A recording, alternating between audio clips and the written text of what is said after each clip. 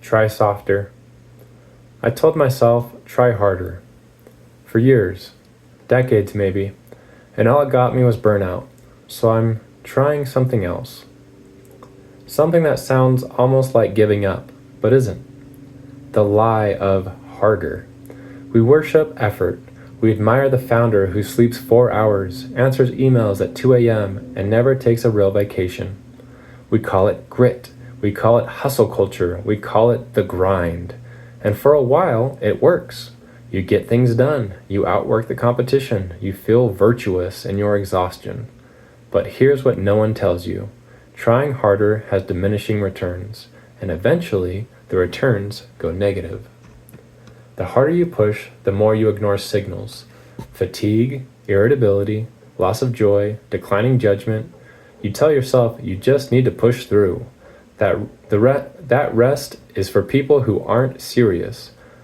That quitting is the only alternative to burning out.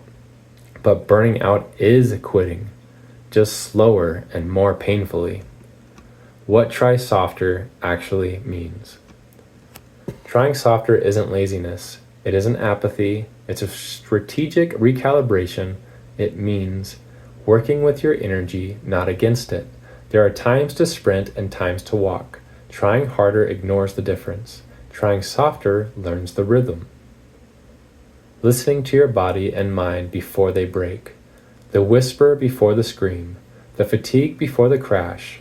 Softer means heeding early warnings instead of wearing them as badges of honor. Doing fewer things better. Trying harder says do more. Trying softer says what actually matters, and lets the rest go. Building systems instead of relying on willpower. Willpower is a finite resource. Systems run without you. Trying softer means designing for sustainability, not heroics. Asking for help before you're desperate. Pride says, I can do it all. Wisdom says, I can't, and that's fine. The burnout hangover. When you've tried hard for too long, you don't just wake up one day fine. Burnout leaves a mark. It changes how you think. It makes you cynical about work you used to love. It convinces you that the only two options are full throttle or full stop. Trying softer offers a third option, steady, intentional, humane. I'm not saying it's easy. After years of grinding, softer feels wrong. It feels like you're cheating. You'll catch yourself idle and feel a spike of anxiety. You'll take a real lunch break and fight the urge to check messages. That's the addiction talking, the hustle addiction. And like any addiction, withdrawal is uncomfortable. But on the other side of that discomfort is something better, sustainable output, clearer thinking, and the return of genuine excitement about your work.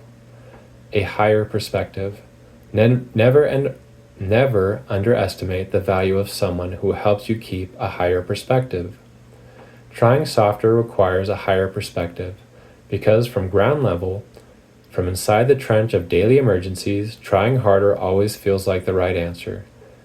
It takes someone or something outside yourself to say, you're doing damage, back off. That someone could be a mentor, a peer, a spouse, or even a piece of writing you read at the right moment.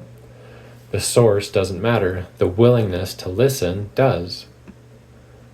Your soft reset. A small challenge. Take 1 hour today, not a day, not a week, just 1 hour. In that hour, do nothing productive. No email, no planning, no quick check. Just exist. Walk. Stare out a window. Make tea and actually drink it while it's hot. Notice how uncomfortable it feels. Notice the urge to pick up your phone. Notice the voice that says you're wasting time. And then notice the world didn't end. That emergency you were sure would happen, it didn't. Now do it again tomorrow and the next day. That's trying softer. It's not a one-time fix, it's a practice. And like any practice, you'll be terrible at it at first. That's fine, keep it going. Because trying harder got you burned out. Trying softer might just save your work, your health, and maybe even your love for what you do. Try softer. Really, I mean it.